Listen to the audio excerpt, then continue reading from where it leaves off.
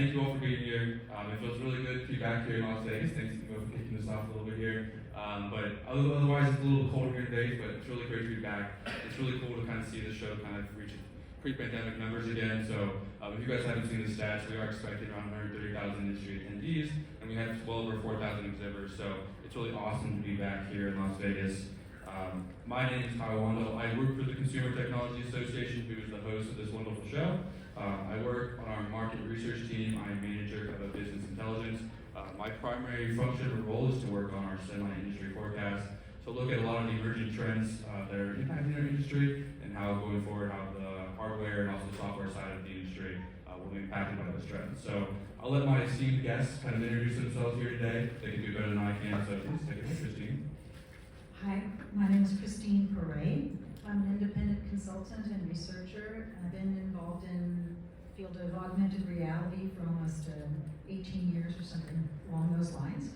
So while Kyle is very broad, I'm narrow and deep in the subject of augmented reality. And about more than 10 years ago, I started focusing on the industrial use cases. So you'll hear me sort of giving more of my perspectives from an industrial environment. Thanks. Which is music to my ears. My name is Daniel Diaz. I'm the Chief Transformation Officer at Magic Leap, which is a funny title, but really what it means is I oversee both our corporate strategy and ensuring that the company is meeting the needs of this emerging market, and also I oversee all of our go-to-market activities. So I am very much in the industrial aspect of this field, looking at how these technologies can be utilized today with the current form factor and the current solution ecosystem to actually deliver value across a number of enterprise verticals. And hi, I am Eva Hayning. I am CEO at RealityCraft. I've been creating metaverse experiences as a producer for 20 years and as an interactive producer for 25, figuring out how real-time meets social, how our generative experiences meet our human experiences, and figuring out how to make that meaningful for groups of people together. Cool. Welcome, everyone. Thank you for coming this morning. My name is Neil Trevitt. So my day job is at NVIDIA. I'm VP of Developer Ecosystems there. I've been running the Kronos Group, which is a standards organization. You may know us for standards such as Vulkan and GLTF and OpenXR for longer than I like to admit. And recently I've been involved in helping to set up the Metaverse Standards Forum, which is helping create standards and coordinate between the standards bodies for the Metaverse. Awesome. So my goal for the session, for all you guys to learn more about, is kind of where is the XR immersive space industry right now, especially after the hype that was created after the term Metaverse was coined a few years ago. So looking forward to kind of diving into some of that today.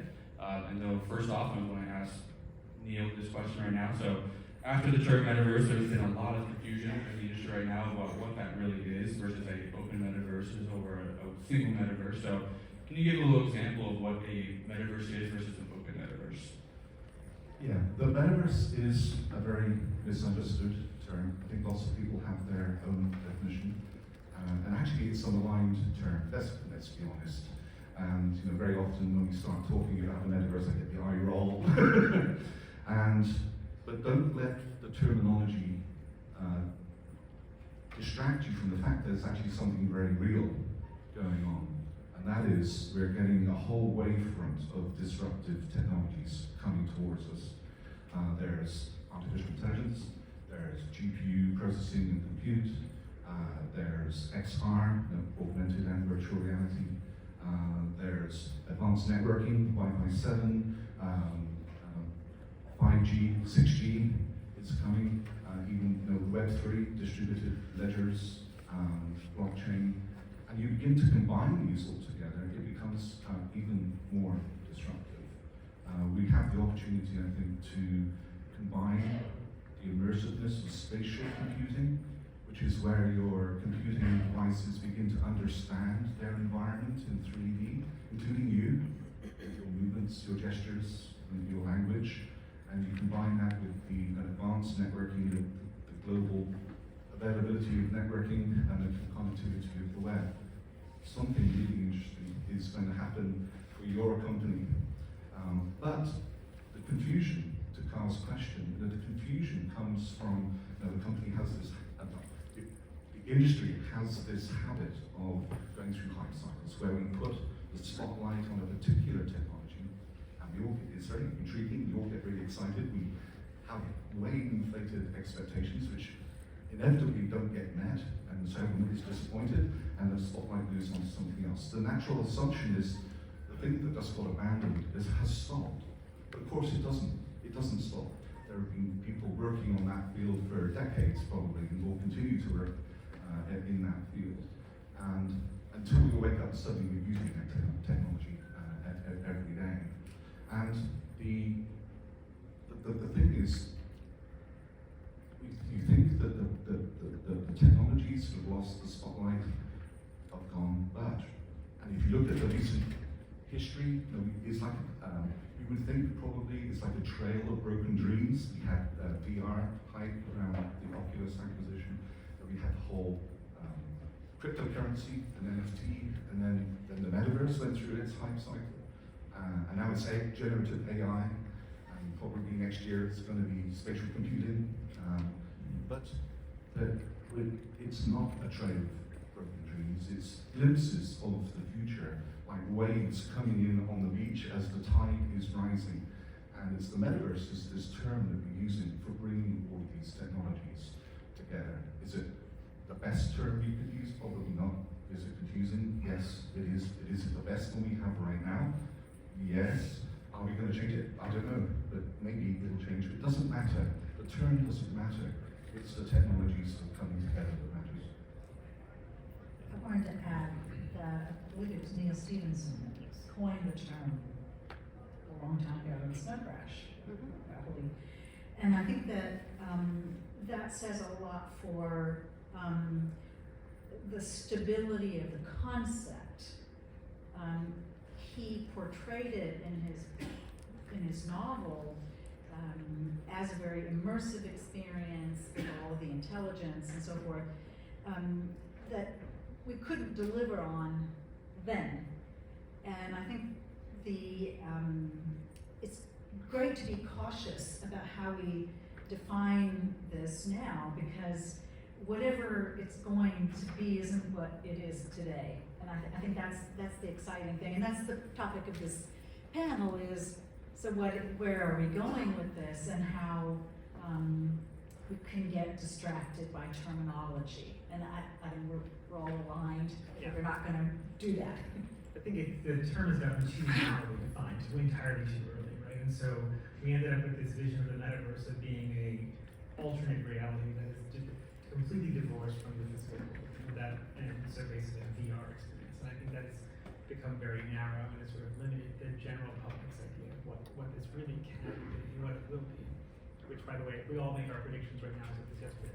We can all predict what the metaverse is going to be, and 90% of what we're going to say is going to be wrong, which is amazing because it means it's going to be developing and growing, and it's organic in its own way.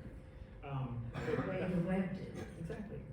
The hype cycle thing is really funny, right? It's kind of funny how the metaverse, but you look at the hype cycles around AI, and it's pretty funny to go back. And I was doing a bit of research, and there's a cover of Newsweek magazine in 1997, and the headline of the cover is "The Brain's Last Stand," and it was AI beating the world chess champion, and how AI is going to completely disrupt everything. This is 30 years ago, and here we are now. We've seen quite a number of hype cycles with Watson and Jeopardy and Go champion and that sort of thing. And we're finally now approaching a place where we think we're starting to deliver value. Although if you look back, a number of industries have been radically transformed by AI. One where I came from, advertising, is completely transformed through AI and how they actually target people, and all the intelligence that goes into that. And so in between those hype cycles, really interesting things happen as businesses put their head down and figure out how to use this. And we go. And they're converging, to Neil's point. Generative, for example, companies like Midjourney are building holodecks. They're building metaverse-like experiences. We are seeing the generative, the immersive, the interactive all coming together to become what is the future metaverse. And that's a place that we can walk through with our friends. I do a series of events with some of you here in the room called Metatraversal, where we walk through portals across web worlds. Now, it doesn't matter if you're in a VR headset or on your mobile phone or on a laptop or a tablet. It's device independent, it's platform independent. the future of the metaverse isn't about a single place. It's in your living room just as much as it's in the sphere down the street. It's also about how you choose to position yourself in that. So to your question about the open metaverse, that is something completely uncharted. It's going to be charted by many of you here in the room as you begin to work with the people in the public sector, with agencies and governments, but also museums and nonprofits, and thinking about what the public space of the metaverse can be, not just the brand-centric metaverse. At least in kind of the next point, actually, and I laughed a little bit because Christine actually hates the N-word, and so we will no longer be using the N-word the rest of the presentation. So one thing that is so important, because it is still consumer heavy, and then because of that perception of the N-word, we've actually seen immersive experiences kind of take off in the past couple of years, and one of the major themes this year at CES is actually use of digital twins in order to do that. So this is a kind of open-ended, but if you really want to take a stab at it, but why is the concept of digital twins important for recreating the physical world into now the virtual world, basically? I mean, it's a core part of what Magic Leap is doing, right? So with our headset, which is an optical see-through augmented reality headset, I mean, our device is literally creating a twin every single moment as it looks at that room. And it does that in order to be able to stick that content in the physical world and have it behave as if it were a physical object. Meaning light reflects off of it as I move, and the device understands where I'm going and where I am in relation to the physical world that it's now mapped. It can then give me that exact same experience. Now you think about using that in an application, and it means, especially when you have sort of sub-millimeter accuracy of that content, that I now have overlays over physical objects that I can then help people understand how to use better. I can train a factory employee better how to actually make something and train them faster and be more efficient. I can guide a surgeon to remove a blood clot in the brain using this because of the ability of the device to actually understand where it is and where that content needs to be and where you are in relation to it. So it's a critical component for us. And I have a slightly, I'm going to go up, a meta answer to that, which is that we as human beings spend our lives in the physical world, and we, from birth, understand, or we acquire understanding about the size and the actions of objects and spaces, the way places sound, the way they feel to us as human beings. And I think the completely synthetic environment is, at least for me personally, awkward and doesn't represent what I think of as the real world. So I'm very much a proponent of the real world. Besides when we're sleeping, we are in the real world. And I'd like to stay in the real world, and that's why I think augmented reality is so important. I'm not saying VR doesn't exist or isn't important, I'm just saying I want to stay in the real world. And I think the reason the digital twin is important is because it helps us to replicate that, either for bringing information in a more realistic way, or just to help us find our way and do actions that we otherwise wouldn't be able to do. So I think that's where I would answer the digital twin question. I also like what we talked about a little bit before, which was that the digital twin concept is both about space in 3 dimensions and then also objects. So it's starting to get this double entendre. It means all of it. It changes our relationship to each other and to our places and how we navigate through the world together. So I'm an asthma patient. I've been asthmatic most of my life. A digital twin can help me navigate an experience in a way that helps my health. These are the kinds of things that thinking about the experience design can be beneficial to a wider variety of people than we've ever experienced before. So that's climate action, using digital twins to tell the story of being more eco-conscious in real time together by making different choices together too. Or that's emergency response in our smart glasses. I think of smart glasses especially as being huge for health. We're just starting to see the health tech trend spike. And as those Vision Pros and other tools become available to doctors, what's that going to do to our pain management and to our mental health choices as well? Yeah, when you say digital twin, I think industrial metaverse. But to me, digital twin has the vital component of having real-time sensor data of some form, be it the health data or the factory floor. And it's interesting that it's the industrial space. It's going to be really the first, I think, beachhead application for what we kind of going to call metaverse type stuff. It's here today. It's not in the future. It's happening right now. And it uses both VR, for virtual design, onboarding and training, and augmented reality. Totally. I agree. Augmented reality is going to be more important than virtual guided tasks. Tightening the bolts on that airplane. That's important stuff. And you can design a plant, you can measure a plant to visualize what's going on in real time. If you can simulate that plant or process in faster than real time, you can begin to predict the future. And this is the thing that's happening right now. I think the idea of connecting the digital twin with the sensors is what we used to call the Internet of Things. Remember that hype cycle? So everything was about the Internet of Things, and we kind of now, at least in my work, we've assumed this. And what I'm seeing as a really exciting trend yesterday is the miniaturization of these sensors and the level of intelligence that's being included in the sensors themselves. That I can see that technology way not only being important in informing us about the physical world, but our devices are going to be much more sensitive. So you have, the eye gaze and tracking. You have the hand gestures. So many things are enabled by these better sensors. Just exciting, very exciting And stuff. you connected with what you were just talking about, which is all that data. I mean, these devices are unbelievable data inputs. And if you think about tying it to an AI engine, predictive analysis, and then having it become a rendering for what those outcomes will look like, I think that is going to be one of the big major trends for AR going forward.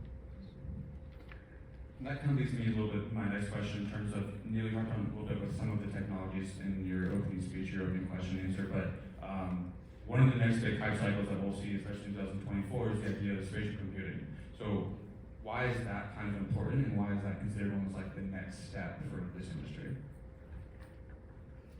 So, I think Apple did a wonderful thing, actually. The Vision Pro, they really used the term spatial computing. I think it was the appropriate term to use, and it's a 20-year-old term. But I think they were using it in a proper sense. It does, as I was saying earlier, it's when your devices and your applications begin to have a spatial awareness around them of the environment they're in, the objects that are in the room, and the users that are using them. That is what devices like Vision Pro do, absolutely. So I think it's a good use of the term. It still uses XR as kind of the display technology, so it's like nested terminology. But spatial computing is a vital part of metaverse. That we just add the connectivity and the social and the creators and the tools, that much larger ecosystem. But that becomes the metaverse. But the spatial computing is a vital ingredient, building block of that. What concerns me, though, about Apple's use of spatial computing, that terminology, is that I'm afraid it's going to be closely associated or misunderstood as a virtual screen. There seems to be a lot of emphasis, at least in the videos and things I've seen, in knowledge workers using a device to give them more information in a text or image heavy way.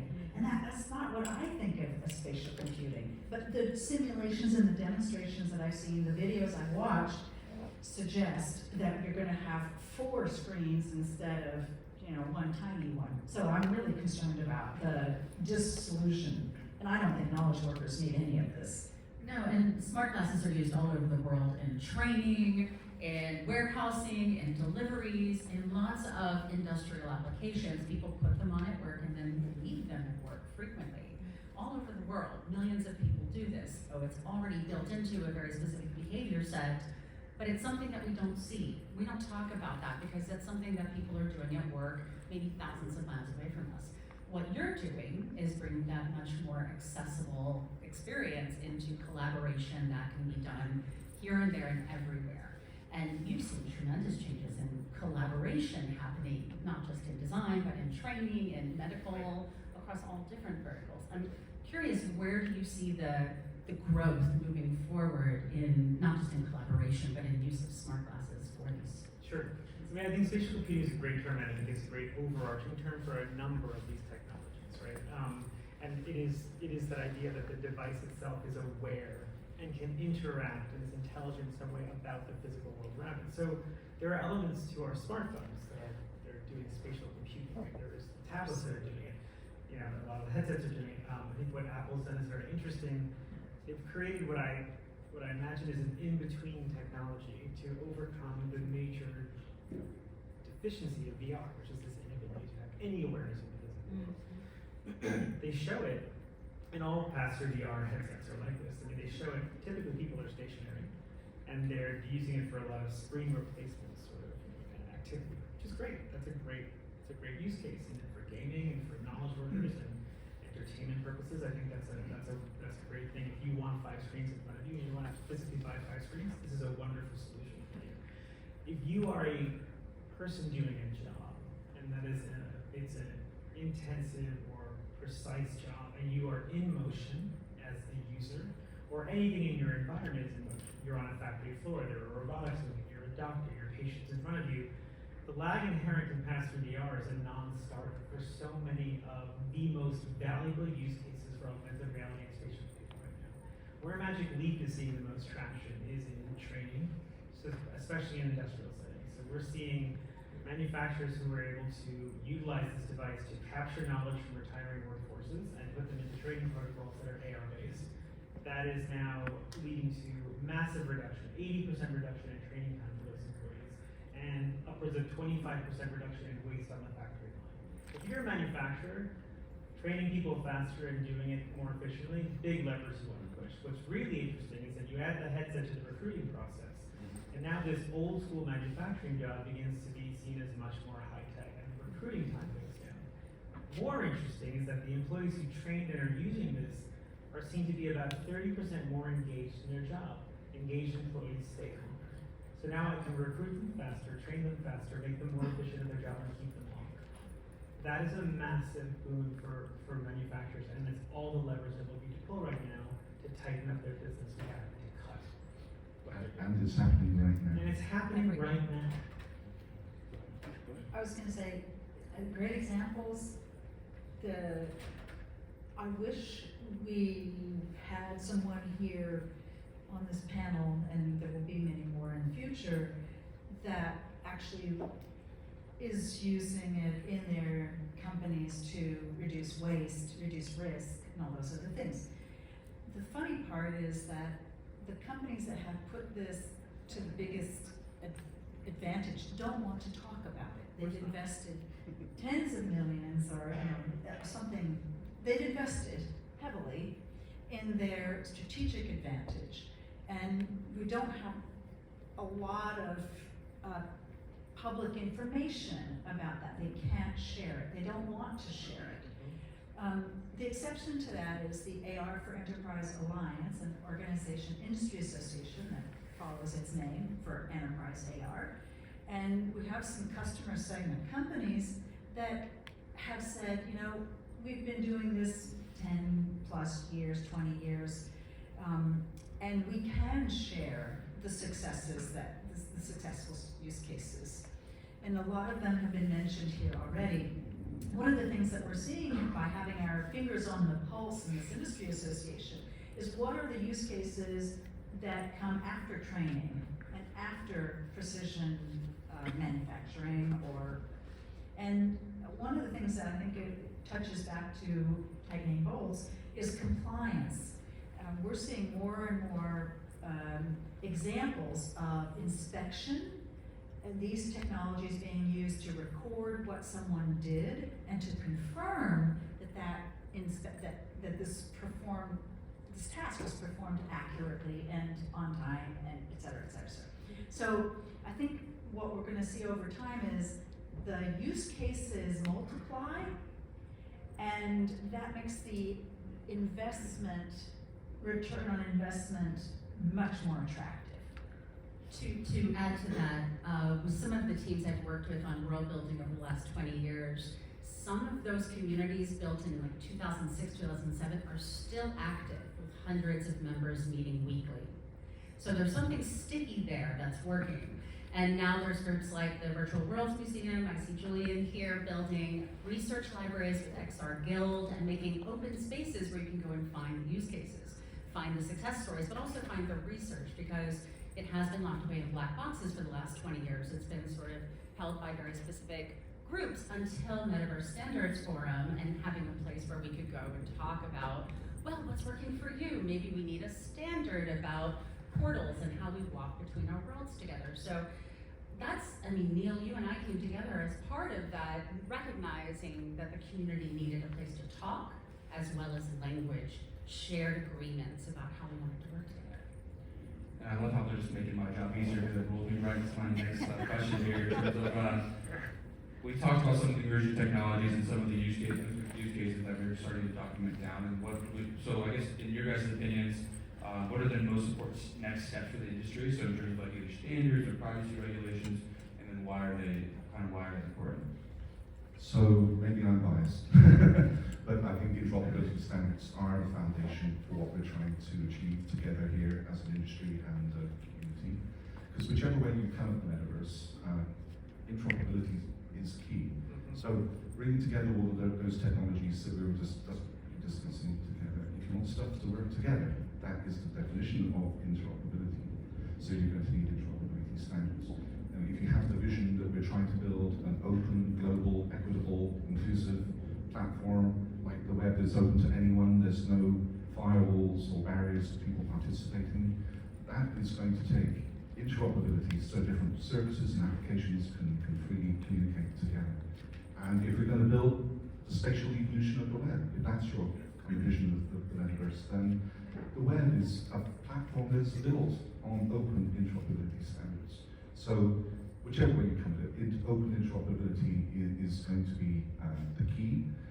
We're going to need a constellation of standards, and if you have standards, you need standards bodies to build them, where people come together to cooperate and build consensus on what standards we need.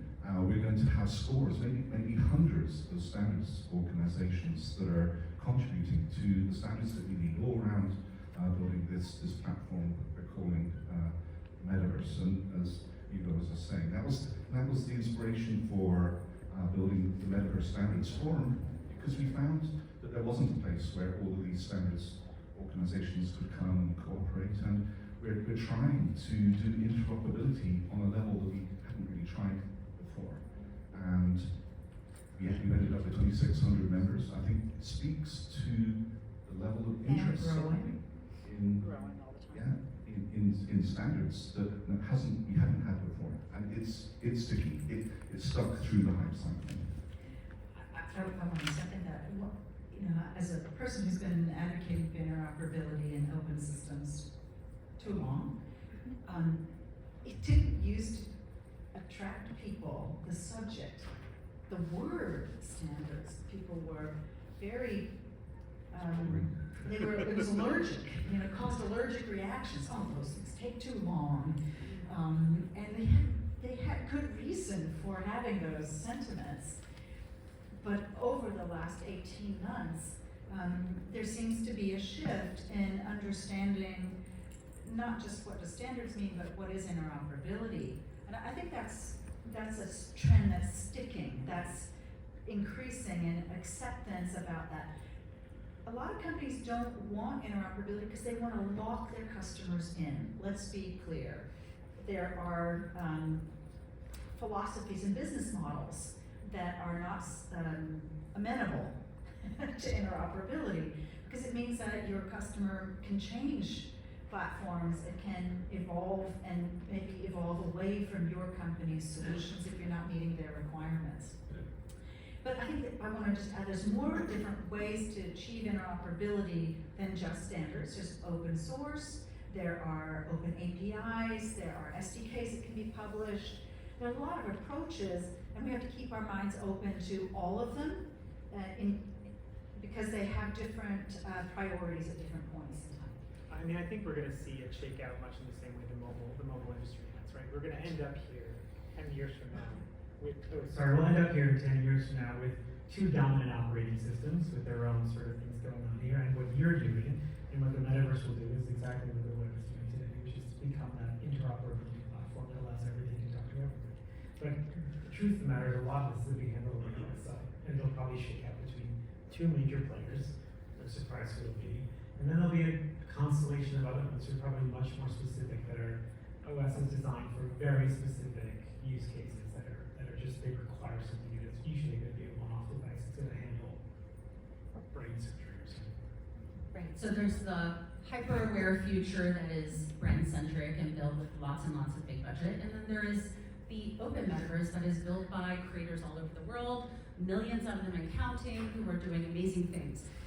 Those folks don't have search or discovery, so it's like the web in the 90s before Google, right? Their experiences are not found by anyone except for the people who already know them, almost always. So that's what will change in the next few years as the 3D web and building for the immersive web becomes more and more common. Search and discovery changes that equation a little bit, so that, you know, if you're a great individual creator, I have a AI band. If we're doing metaverse shows and we build audience, we don't necessarily have to have Sony behind us to go live, or we don't have to have iHeartRadio on our team in order to go big. We can do that as an omni-channel, but as a creator-centered channel. And those creator-centered channels are something that I see a lot of young creators in the metaverse building, because they're not necessarily wanting a platform-dependent solution. They don't want to be tied into one technology. So I think there's a huge future in the open metaverse, but it isn't there yet because we can't find it. Often people assume that it doesn't exist because they just don't know how to find it. And then going on to the, kind of leading on my last question, because I think this would be a very large topic, because I think you guys all have very opinion on it. And I'll start with Evo. What is your ideal open metaverse look like, or what is the idea behind it, basically? And at the end, what is the end game? I look forward to being able to connect with creators all over the world in an immersive way, and that can be in light fields, and that can be in spheres, and that can be through creating beautiful immersive shows where we're having meaningful experiences together. Maybe that's sitting around a digital campfire telling our stories together. Maybe that's feeling more connected than we ever could through any other technology. I think that's where it's powerful, it's meaningful, it's sticky, it changes people's lives, and it's a transformational technology set. So I look forward to that shared space, and I think the sphere and some of the things on the floor that you'll see are beginnings of that space. I have a completely different answer, not to surprise you. I think the future of what we're talking about is a lower risk environment. Lower risk for companies, lower risk for individuals, lower risk for humanity. I think reducing risk by anticipating problems and making us aware of them.